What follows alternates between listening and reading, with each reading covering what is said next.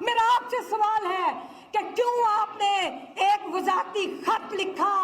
کیوں آپ نے ایک وزارتی خط برطانوی ہائی کمیشن کو لکھا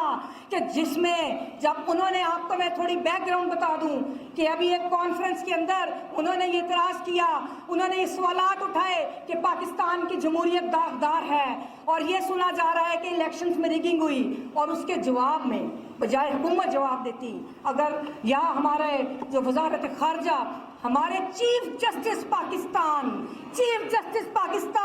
جسٹس فائز عیسیٰ نے ایک وزارتی خط لکھ کے ساتھ اپنے فیصلوں کی کاپی لگائی اور یہ ادھر بھیجا کہ جی ہم تو بہت اچھے فیصلے کر رہے ہیں۔